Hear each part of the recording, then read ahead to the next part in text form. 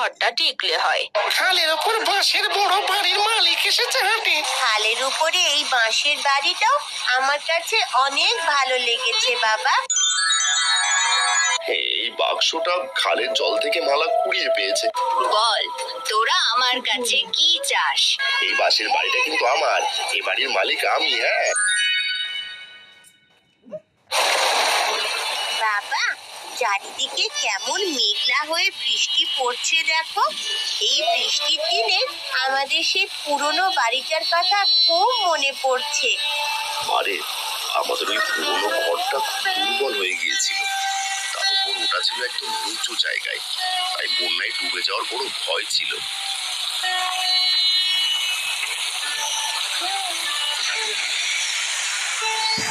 ভালোই করেছো। আর খালের উপরে এই বাঁশের বাড়িটাও আমার কাছে অনেক ভালো লেগেছে বাবা।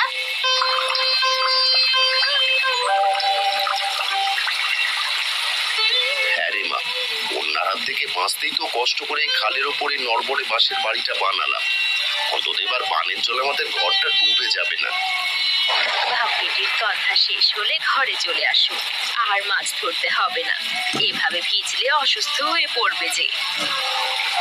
হ্যাঁ আসছি। এই নাও, মাছগুলো কেটে ভালো করে ঝোল রাঁধো তো, রাতে জমিয়ে খাবো। বাহ, খাল থেকে কত সুন্দর সুন্দর মাছ পেয়েছো বাবা। বাঁশের ঘরে মাছের ঝোল বেশ জমবে কিন্তু।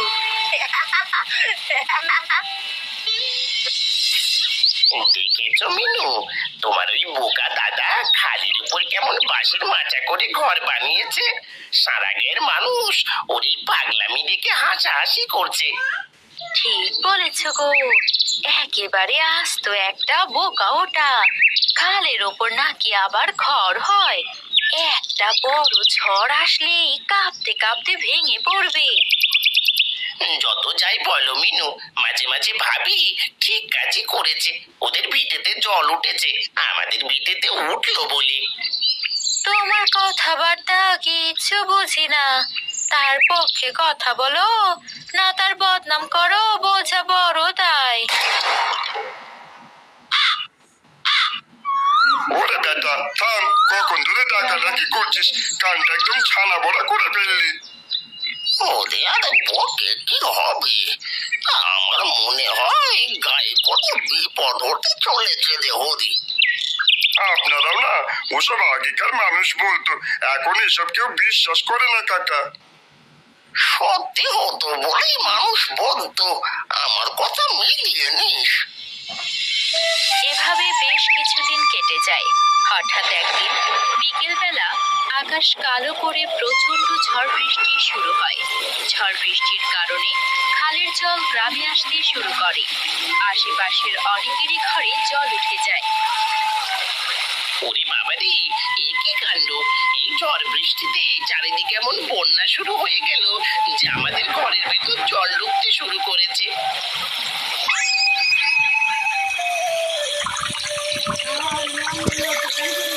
ও মা, তাই তো গো, জলের তোড়ে আমাদের বিছানাপত্র সব ভিজে যাচ্ছে। এখন আমাদের কি হবে গো? কানাই আসলে দূরদর্শী লোক, ও মনে মনে কাজটা কিন্তু ভালোই করেছিল। খালের ওপর উঁচুতে ঘর বানানোর কারণে ওরা এখন বেশ আরামেই আছে। হ্যাঁ গো, আর আমাদের দেখো, ঘরের ভেতরে জল টই টই করছে।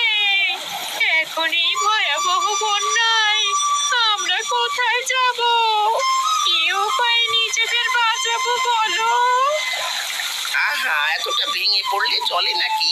এই বন্যায় গ্রামের বাকিরা যেভাবে থাকবে, আমরাও সবার সাথে কষ্ট করে সেভাবেই থাকবো। আমাদের বাড়িটা যে একদম নিচু আর ঢালু জায়গায়, ওভাবে থাকলে আমরাই সবার আগে ডুবে মরবো। তার চেয়ে চলো আর দেরি না করে এখনই দাদার ওই বাঁশের বাড়িতে গিয়ে আশ্রয় নেই। কিন্তু তারা কি আশ্রয় দেবে আমাদের? আমার আর তোমার কুবুদ্ধির জোরে আশ্রয় না দিয়ে কোথায় যাবে বলো? ব্যাগপত্র গুছিয়ে নাও জলদি, কাল সকালেই বের হব।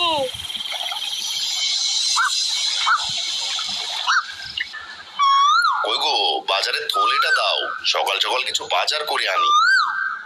আনছি গো আনছি। দুদিন যা ঝড় হলো, আমি ভাবছি এই নড়বড়ে বাঁশের ঘরটা টিকলে হয়। এত চিন্তা করো না তো, কিচ্ছু হবে না। আর হলেও আবার নতুন করে তৈরি করবো। ও দাদা, ও বৌদি, আমাদের নিচু ঘর বাড়ি সব বন্যায় ভেসে গেছে গো। আমরা এখন ঘর ছাড়া, দয়া করে আমাদের একটু আশ্রয় দাও। আরে মিনু যোগু, তোদের কাপড় দেখে এখনো ভেজা, মনের মধ্যে কোনো দ্বিধা না রেখে তাড়াতাড়ি ঘরের ভেতরে আয়। তোমরা হাত মুখ মুছে নাও। আমাদের এই খালের ওপরের ঘরটা ছোট হলেও আমরা সবাই মিলেমিশে কষ্ট করে ঠিকই কাটিয়ে দিতে পারবো। বাহ, এই ঘরটা খালির উপরে হলেও বেশ উঁচুতে আর নিরাপদ আছে দেখছি। বন্যার জল তো এখানে ছোঁয়াও পাবি না, জায়গাটা বেশ খাসা। হ্যাঁ বৌদি, আমাদের নিজেদের বলতে তো আর কোনো বাড়ি ঘর রইলো না। তাই আমরা পাকাপাকি ভাবেই তোমাদের এই বাড়িতে থাকার জন্য চলে এলাম। এই ঠিকই বলেছে তোমার বোন কানাইদা, এই বন্যায় আমাদের সব শেষ। তাই এখন থেকে আমরা তোমাদের সাথেই এই বাড়িতে স্থায়ীভাবে থাকবো। মা, শুনে যাও। ওদের তো থাকতে দিলে ভালো কথা মনে করে, কিন্তু ওদের মনে আবার কুবুদ্ধি নেই তো। চুপ কর মা, ওরা তোর পিসি আর পিসে মশাই বিপদে পড়ে এসেছে। আমাদের নিজেদের যতই কষ্ট হোক, ওদের তো আর তাড়িয়ে দেওয়া যায় না। দেখা যাক গল্পের মোড় কোথায় গিয়ে ঘোরে। এভাবে বেশ কিছুদিন কেটে যায়। যোগু আর মিনু আস্তে আস্তে তাদের আসল রূপ বের করতে শুরু করে। কানাই এসব কিছুই আজ করতে পারে না।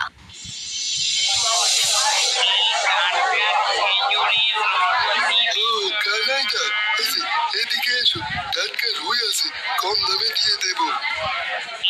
টাটকা হবে তো? তোমরা তো আবার দুদিন আগের মাছও বিক্রি করতে নিয়ে আসো। কি যে বলো কানাইদা, পানের জলে ধরা এগুলো একদম টাটকা। এই নাও, থলেতে ভরে দিচ্ছি।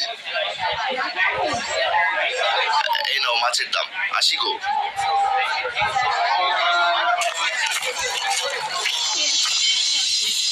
ও বৌদি, সকাল থেকে বসে আছি, এখনো এক কাপ চাও জুটলো না, নাকি তোমরা আমাদের না খাইয়ে মারার পরিকল্পনা করেছো? এই মেয়ে, এই সারাদিন শুধু টোটো করে ঘুরিস কেন? যা রান্নাঘরে গিয়ে তোর মায়ের সাথে বাসনগুলো মেজে খাবার সাজিয়ে নিয়ে আয়। ছি মিনু, আমাদের এখানে উঠলে দুদিনও হলো না, এমন ব্যবহার করতে শুরু করেছো। তোমরা পেয়েছোটা কি? হ্যাঁ, আমাদের ঘরে থেকে আমাদের সাথে এমন করছো? বলেছিলাম না মা, ওরা কখনো শোধরানোর নয়। কি হয়েছে? এত চেঁচামেচি কিসের? মালামা, কি হয়েছে রে? দাদা গো, তোমার মেয়ে মালা আর কবিতা বৌদি আমাদের এখান থেকে তাড়ানোর পরিকল্পনা করেছে। আজ হাতে ঝাঁটাও তুলেছে। বিশ্বাস না হয় দেখো, আমার স্বামী না থাকলে অনেক মারতো। ছি কবিতা, বন্যায় ঘরের একটা মানুষের সাথে এমন আচরণ করতে পারলে? আমি কখনো ভাবতেও পারিনি তুমি এমন হয়ে যাবে। আর মালা, তুইও। এইসব তুমি কি বলছো? ওরা সব বানিয়ে বানিয়ে মিথ্যা কথা বলছে। তুমি চলে যাবার পর মালার উপর আর আমার উপর অনেক অত্যাচার করে ওরা। এই ঘর দখল করতে চায়। তুমি এত বড় কথা বলতে পারলে বৌদি? মিনু, চলো এখান থেকে আমরা আজই চলে যাই। নদীর পাড়ে গিয়ে থাকবো, তবু এখানে না।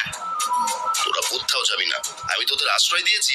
যদি এরকম কাজ দ্বিতীয়বার হয়, আমি আর সহ্য করব না।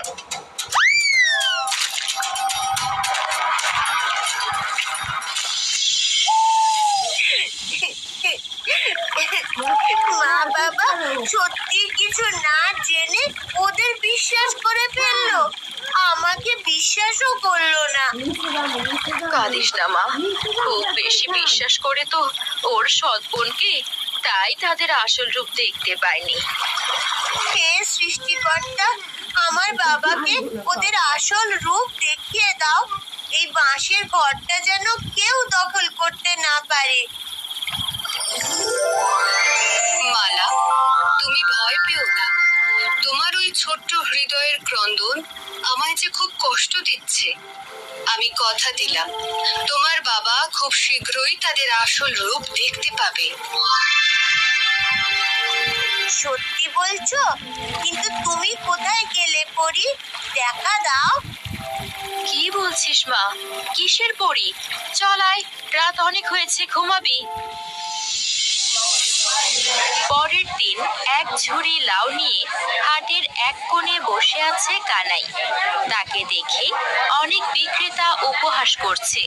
আরে সবাই দেখো দেখো, খালের ওপর বাঁশের বড় বাড়ির মালিক এসেছে হাটে। লাউ বিক্রি করে আজকে তোমার 2 আনাই হবে কানাই। ভাই, গরিব বলে এইভাবে হাটের মাঝে উপহাস করো না। এই কটা লাউ বিক্রি করে চাল ডাল কিনতে পারলে আজ আমার ঘরের হাঁড়িটা চড়বে।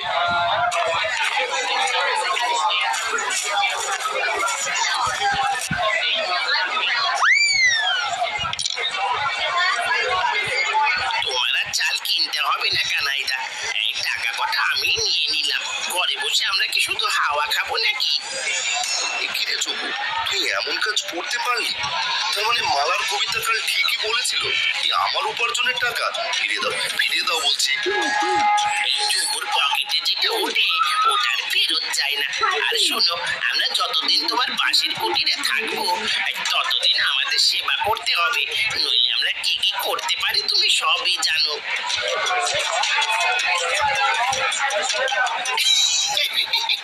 মাঝে মাঝে হাটের মধ্যে এসব তামাশা বেশ ভালোই লাগে। এই চলো চলো সবাই, এখানে আর দাঁড়িয়ে থেকে লাভ নেই। কানাই মন খারাপ করে খালি ঝুড়ি হাতেই ফিরতে লাগে। বিকেল গড়িয়ে প্রায় তখন সন্ধ্যা। একটা নির্জন জায়গায় গিয়ে দাঁড়িয়ে কানাই কান্না করতে থাকে। হে সৃষ্টিকর্তা, আমার কপালের এত কষ্ট লিখেছ, নিজের বোন জামাইয়ের হাতে এইভাবে অপমান সহ্য করতে হয়। ওদিকে না বুঝে মালার কবিতাকে কতই না কথা শুনিয়েছি, এ পাপ যেন আমি নিতে পারছি না। কাঁদছো কেন বাবা? এই পৃথিবীতে অন্ধকারের পরে কিন্তু আলোর দেখা মেলে, তাই কখনো ভেঙে পড়তে নেই। বাবা, আপনি অন্ধ মানুষ হয়ে আমার মনের কষ্টটা বুঝতে পারলেন, কিন্তু আমার নিজের লোকেরা কেন আমায় বোঝে না? শান্তির খোঁজে খালের পাশে সামান্য কুটির বানিয়ে থাকি, এরপরও কেন এত অশান্তি? বাবা, পৃথিবীতে শান্তি আর অশান্তি দুটো মিলিয়েই যে জীবন। দেখো, আমার 2 চোখ অন্ধ, সবকিছু অন্ধকার, অথচ মনে কিন্তু আলো ঠিকই আছে, আর এটা নিয়েই যে বেঁচে আছি। কিন্তু আমার এই চরম অভাব আর লাঞ্ছনা থেকে মুক্তির কি কোনো উপায় নেই বাবা? হবে হবে, একদিন সবই হবে। এখন বাড়ি যা, মা বেদি তোর জন্য অপেক্ষার প্রহর গুনছে। হ্যালো বন্ধুরা, আপনি কি কখনো লাখপতি হবার কথা